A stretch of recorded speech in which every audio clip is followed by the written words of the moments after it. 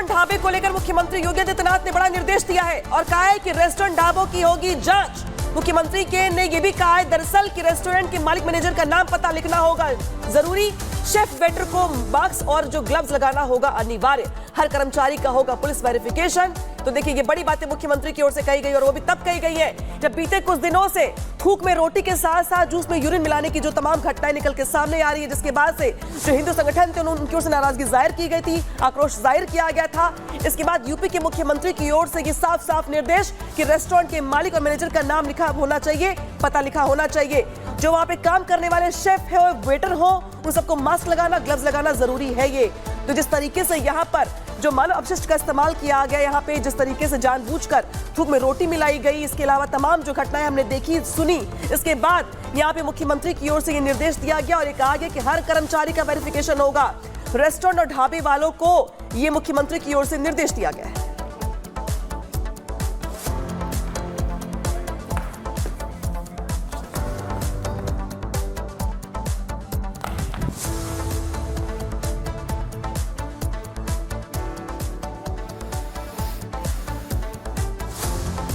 और अब बात करेंगे भड़काऊ बयान, आखिर क्या है प्लान?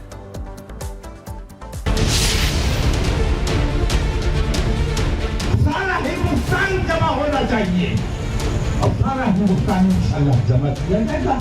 हम कोशिश कर रहे हैं कि इन तमाम बेईमानियों के खिलाफ, इन तमाम जुल्म सितम के खिलाफ, जिस तरह आप यहाँ आज धरने पर बैठे हैं, हम कल दिल्ली में धरने पर बैठेंगे, तारीख का ऐलान किया जाएगा।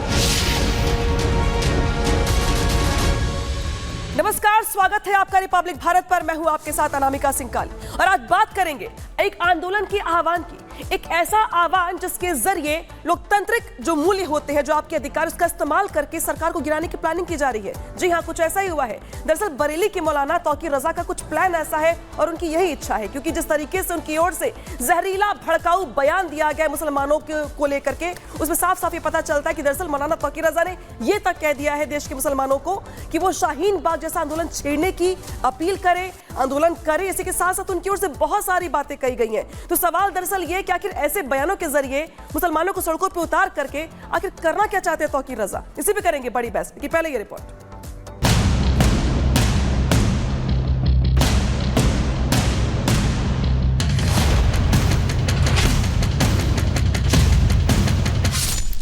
तारीख 15 दिसंबर 2019, जगह शाहीन बाग दिल्ली, मकसद सड़क जाम करना, असर लाखों लोग परेशान।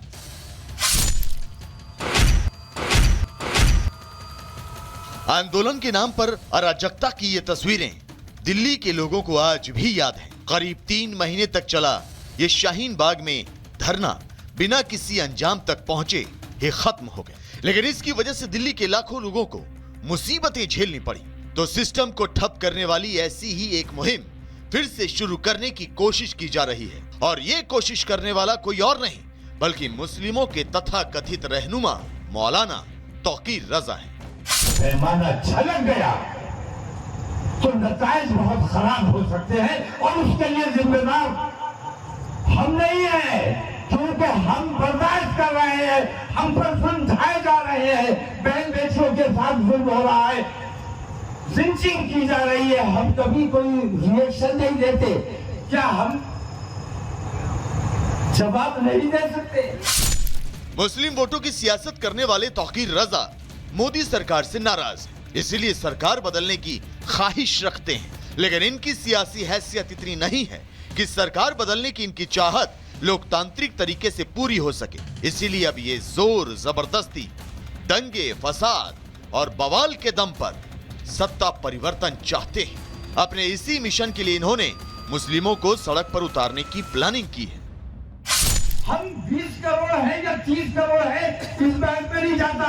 हम जितने भी हैं, अगर सिर्फ 1% घर से निकल आए, दिल्ली कुछ करने का ऐलान किया, हाथ में तिरंगा लेकर अपने मुल्क की मोहब्बत का इजहार करते हुए, नरेंद्र मोदी जब तक इस्तीफा नहीं देगा तब तक धरना खत्म नहीं किया जाएगा। तौकीर रजा देश में अराजकता फैलाने की कोशिश तो कर ही रहे हैं, वो समुदाय विशेष में कट्टरता फैलाने और उन्हें भीड़ तंत्र के जरिए मॉब लिंचिंग के लिए भी उकसा रहे हैं। यकीन नहीं आता तो सुनिए जनाब तौकीर रजा का ये बयान। सरेंडर नहीं करना है। अगर तुम पर हमला कोई करने आए तो सबको कुछ न कर सको, एक को पकड़ लो, सब तुम्हें मारते रहे, तुम उस एक को तब तक मारो जब तक वो मर न जाए। तो सवाल ये है कि तौकीर रजा को किसका समर्थन हासिल है कि वो खुलेआम लोगों को भड़का रहे हैं। तौकीर रजा क्या खुद को कानून से ऊपर समझते हैं जो लोगों को मॉब लिंचिंग के लिए उकसा रहे हैं? सरकार के खिलाफ तौकीर रजा के ऐलाने जंग के मायने क्या हैं? क्या तौकीर रजा किसी के इशारे पर सरकार के खिलाफ शाहीन बाग जैसे आंदोलन की बुनियाद रखना चाहते हैं? और उससे भी बड़ा सवाल ये कि खुलेआम भड़काऊ तकरीर करने वाले तौकीर पर कानूनी कार्रवाई कब होगी? Bureau report, Republic Bharat. तो भड़काऊ ऐलान है क्या शाहीन बाग वाला प्लान है? सवाल बना हुआ। इसी पे करेंगे बड़ी बहस। जुड़ गए हमारे साथ कई खास मेहमान। परिचय करवा दे सबसे पहले आपसे। धनंजय गिरी जुड़ रहे हैं हमारे साथ, प्रवक्ता बीजेपी। विनोद बंसल जी जुड़ रहे हैं हमारे साथ, बीएचपी के प्रवक्ता। इसके अलावा दानिश कुरैशी, प्रवक्ता AIMIM। अरुण पुरोहित जी कांग्रेस के से जुड़ रहे हैं हमारे साथ, कुछ देर में जुड़ जाएंगे। संगीत जवाद, राजनीतिक विश्लेषक। शुरुआत में करूंगी संगीत जवाद जी आपके साथ। क्या शाहीन बाग वाले प्लान के जरिए एक चुनी हुई सरकार को भीड़ के दम पर उखाड़ फेंकने का प्लान है ये?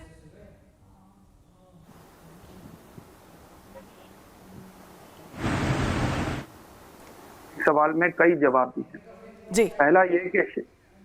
पहला यह कि शाहीन बाग आंदोलन संविधान को बचाने के लिए, लोकतंत्र को बचाने के लिए और संवैधानिक तरीके से अपनी बात रखने के लिए पूरा प्रोटेस्ट था।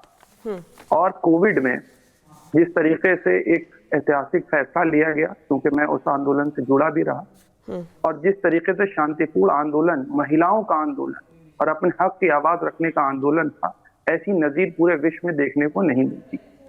दूसरी सबसे बड़ी बात, अभी आप कह रहे थे भड़काऊ बयान। ठीक है, आपको लग सकता है और इसके लिए कानून हमारे देश में है, सरकारें हैं तमाम चीजें, लेकिन मस्जिद में घुस करके मारेंगे, लग रहा संगीत जवाद जी, इसमें कुछ आपको भड़काऊ नहीं लग रहा? बिल्कुल बिल्कुल। एक शख्स को तब तक मारो, इतना मारो जब तक वो मर ना जाए। RSS आतंकी संगठन है, सड़कों पे उतरो, लाखों की संख्या में उतरो।